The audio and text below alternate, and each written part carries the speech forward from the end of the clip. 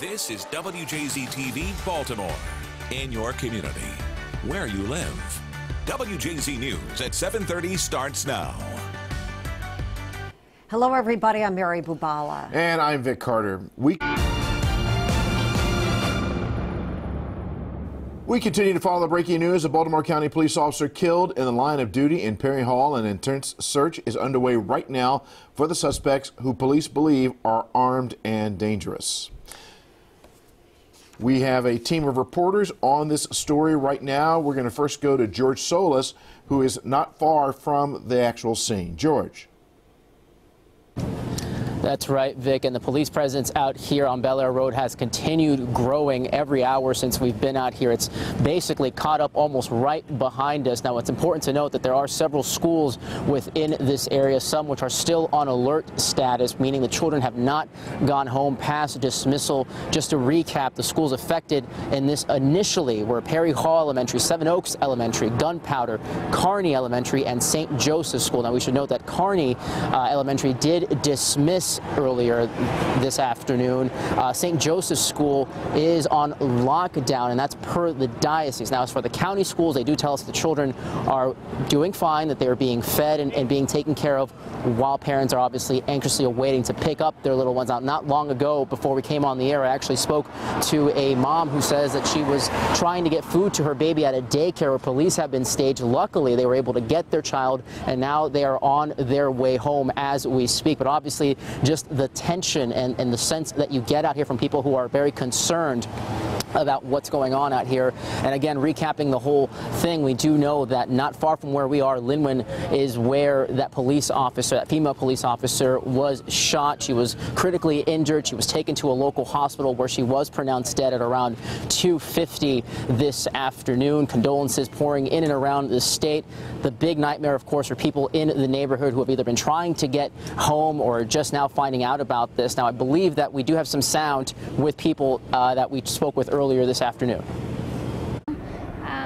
They haven't given word of when dismissal will be. They're not letting anyone in or out. No cars near the neighborhood, no buses. So it's pretty nerve-wracking. I think that they're going to need a lot more people because it opens up to the woods back there, and I think that they need a lot more. They're going to need an army to catch this person because there's just, it's way too big of an area, way too many places to hide. So they're going to need all hands on deck to find this person. Again, if you're just joining us right now, Perry Hall Elementary, Seven Oaks, Gunpowder still on alert status, meaning that the children have not been dismissed yet. County officials telling us that the children are being taken care of. St. Joseph also on an alert/lockdown status per the diocese. People in the community still being told to stay indoors as this manhunt for the suspects is underway. Again, the police officer responding to a suspicious car, possibly a burglary out here, when she was fatally wounded, later dying at a hospital. That's the very latest from the scene. We'll send it back to you. Okay, George, thank you very much. And now we're going to go over to Ava Joy Burnett. She has been on the scene for hours with the very latest from her vantage point. Ava Joy?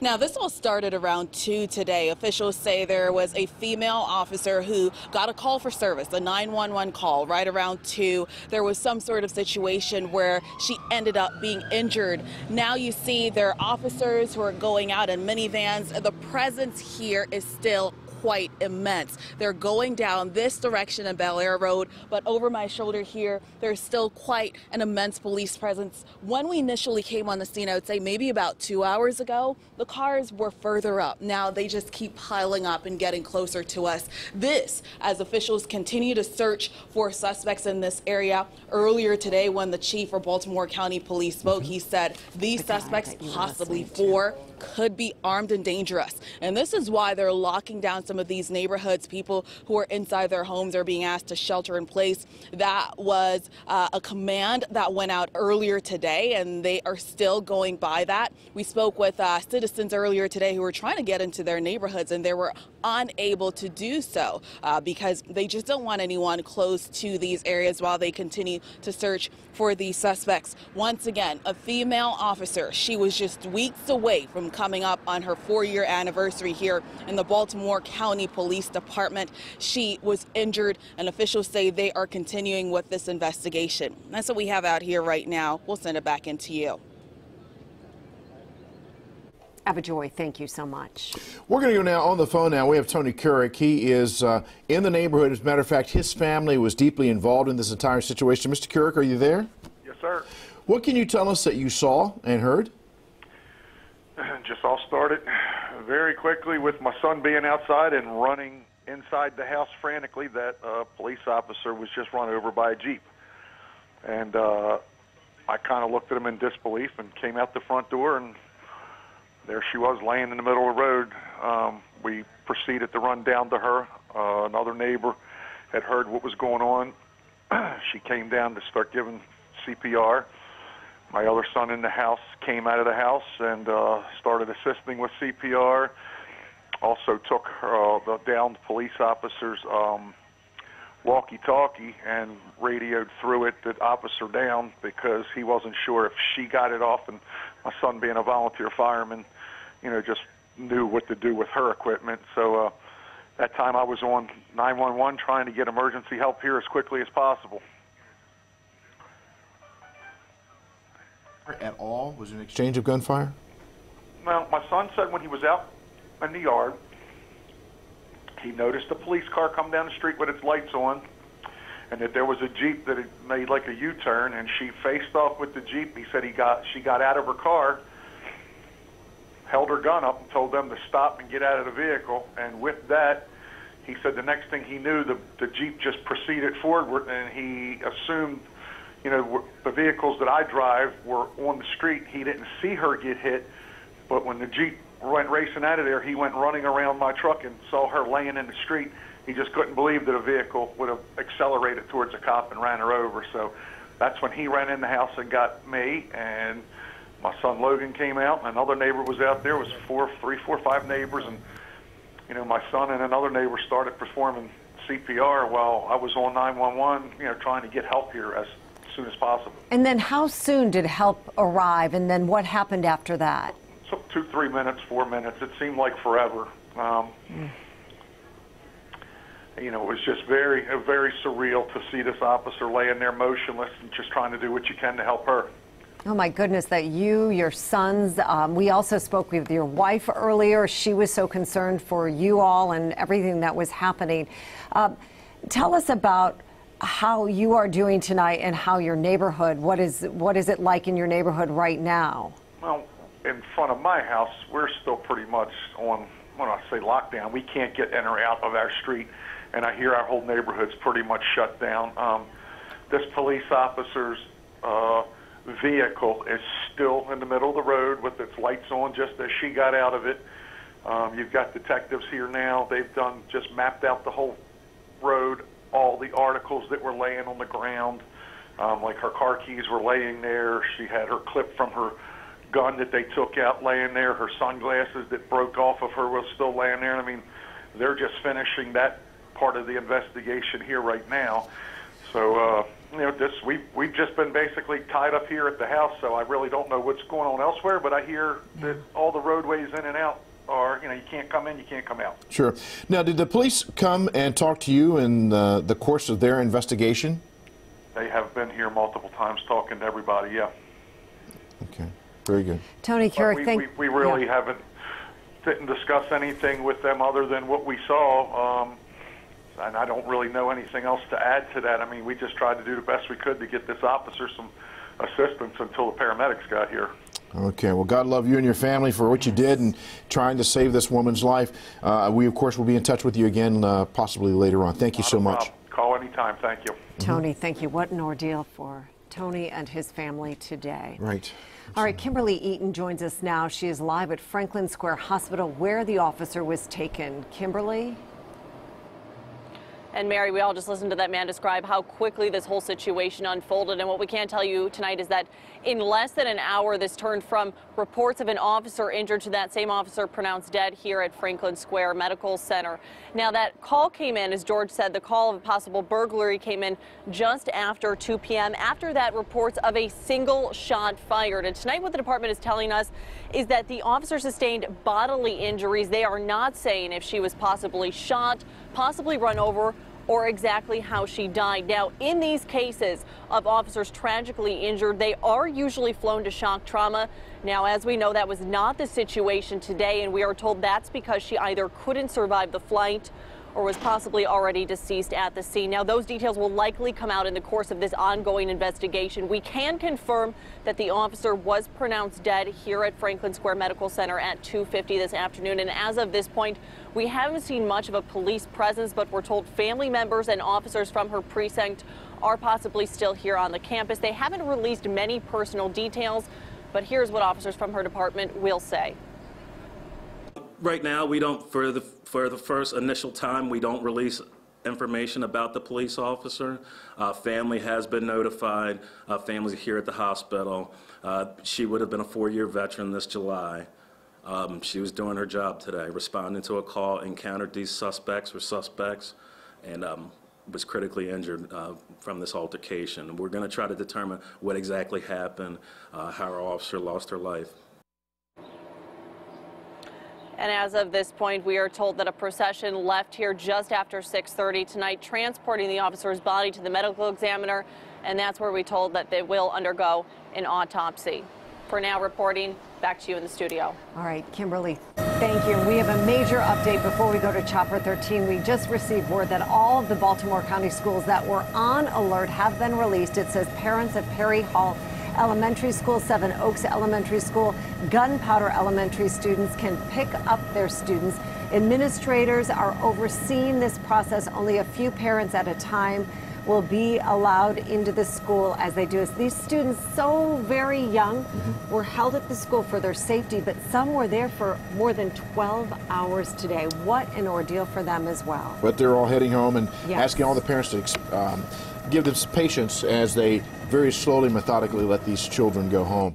Let's go now to Captain Jeff Long, who's been over the scene all day. Captain Jeff, we heard from Tony Couric, who lives in the house right there where this incident took place, and he's pretty much described exactly what you've been showing us all afternoon.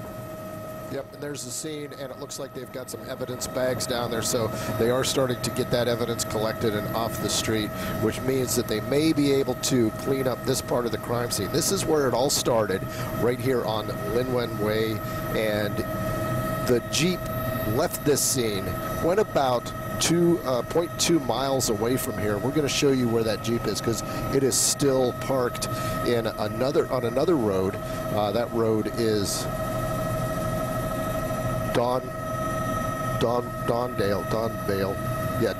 Donvale Road, and there's the Jeep. That's the one that was actually used in this incident, and it is an active crime scene as well, so they've got that surrounded with crime scene tape. The police have been here all day. Police have been in this neighborhood and continue to be in this neighborhood for hours and hours now, and the command center is set up over here on Bel Air Road at the church. You can see all those police cars out there, so that's the reason, one of the reasons why Bel Air Road is closed. The other reason is because they want to control who's coming into and out of this neighborhood. They want to be able to keep an eye on that.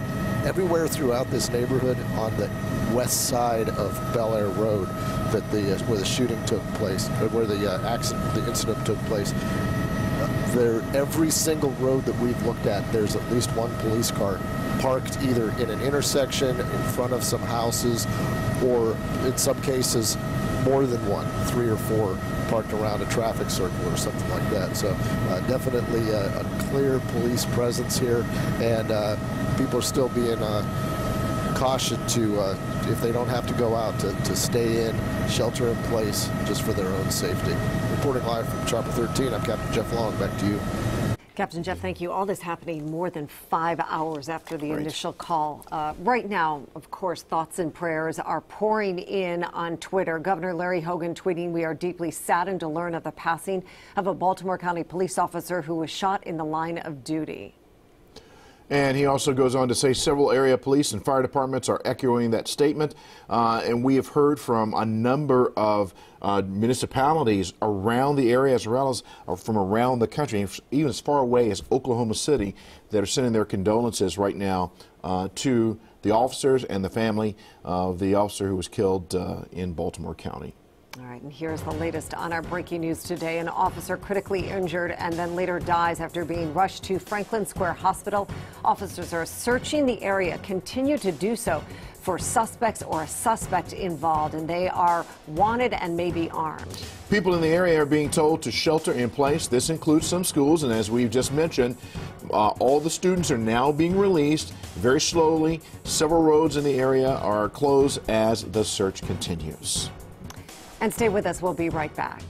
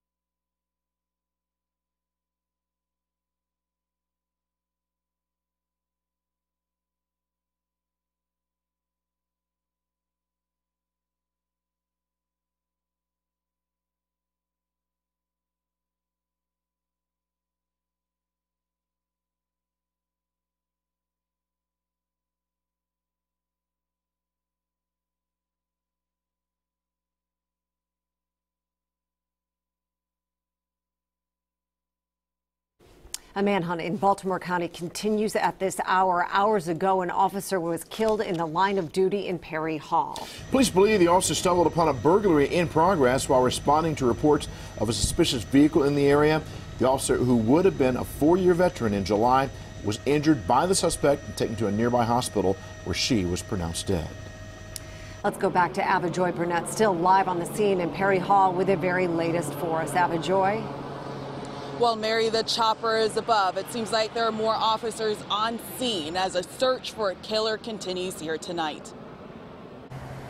A Baltimore County neighborhood is on lockdown. Scores of police scour the area for suspects who may be armed and dangerous. Officials say around 2 today, the female officer, a nearly 4-year veteran of the Baltimore County Police Department, answered a call for service in the Seven Courts neighborhood of Perry Hall. That's when she was somehow injured. Now the manhunt continues for suspects who may be armed and dangerous. We're seeing something in this country today that we've never seen before. We're seeing police officers assaulted. The number of officers who have died in the line of duty is up this year. This is a bad time in the United States for law enforcement and the attacks that are occurring. The search blocked off streets, put schools on alert, and some neighborhood residents cannot go home. One woman said her family witnessed part of the tragedy. The incident happened in front of my house, and I have children at home, and everybody is pretty nervous right now. My oldest son is a practicing firefighter. He was first on the scene to be with her before Baltimore County got there. The chief spoke just about an hour and 20 minutes ago. He said the possible suspects are armed and dangerous, and this is why they want for people to stay on alert. Back to you. Joy, thank you. A very large area that they're searching right now. George Sills continues our coverage. He is live with the latest on the schools that have now all been released. George, that's good news. Right. That's right, Vic. A big sigh of relief for parents who have been waiting for hours to find out when their children would be allowed to come home. Just a kind of recap of the schools that have now dismissed: Perry Hall Elementary, Seven Oaks Elementary, Gunpowder Elementary, all now dismissing. We should note that county officials are saying that buses will not be taking children home right now, so parents have to come pick up their children. Chopper 13 over Gunpowder Elementary right now. Again, parents very relieved to hear this news. Now, just here on the ground and on the scene, I can tell you that we've seen a number of people walking around now. It looks like there is a little bit more foot traffic. Parents coming from a nearby daycare picking up their children who were also on lockdown. Police using it also as a staging area, we're told. So parents of young children also very relieved. And we do have some sound from the community out here while we've been here talking to residents. Here's what they had to say. It's unreal. I mean, nothing like this we've been here for 25 years in this house, and nothing like this has ever happened in this neighborhood. I mean, it was really nerve-wracking, let's put it that way, you know. So, but she's fine because they have a perimeter that they're, you know, it's like us, we have the policeman, and it's a friend of the family that's taking care of our backyard. So they have, you know, a perimeter that, you know, so that's what my daughter and my son-in-law told their daughter, don't worry. And obviously, as more people are finding out that this officer died in the line of duty, condolences are being spread throughout the community as well. Many people grieving and heart-stricken to find out that someone that was on the force has died doing their job.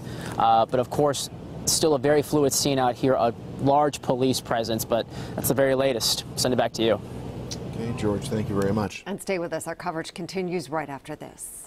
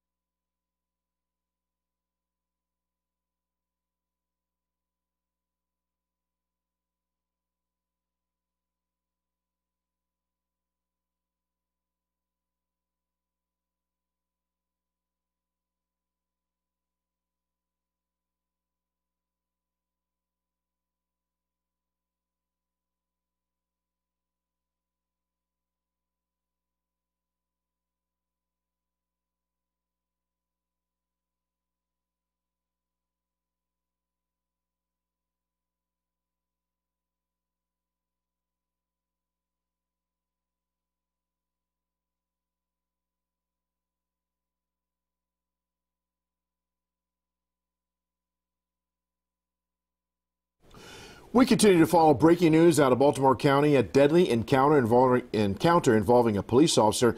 We know the 4-year veteran of the force was killed today in Perry Hall. Now, police are not releasing a ton of information on this, but they do confirm they are still looking for the person or persons responsible in all of this. WJZ's Live Kimberly Eaton is at Franklin Square Hospital, where members of law enforcement and family of the fallen officer gathered today. Kimberly.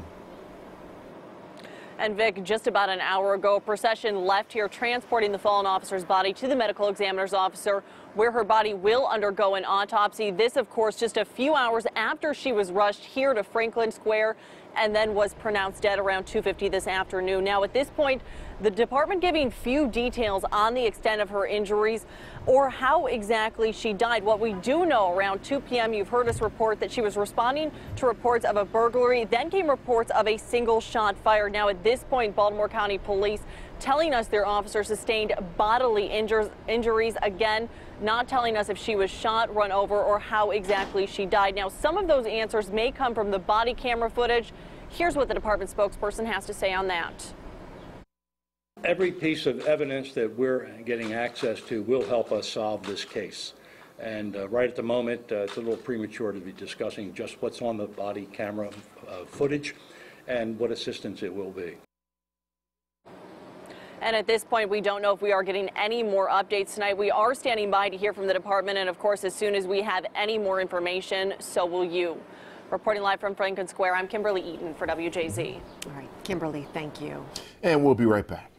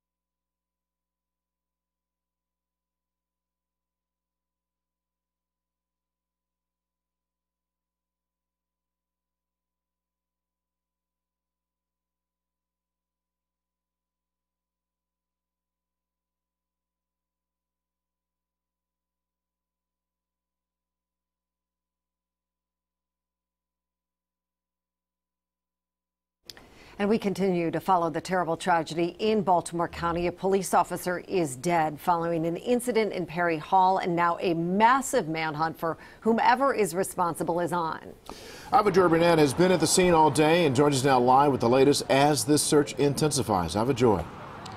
Vic, I don't know if you see this caravan of vehicles going right over my shoulder. We are coming up now on about 6 hours of this situation going on. And I mentioned earlier, when you have a situation like this, not only do we have a ton of officers and resources that descend on the area, but it could possibly go into the night. And that's what we're seeing right now. The chief here in Baltimore County, the police chief, he spoke a little bit more than an hour ago. Perhaps we're coming up on 2 hours.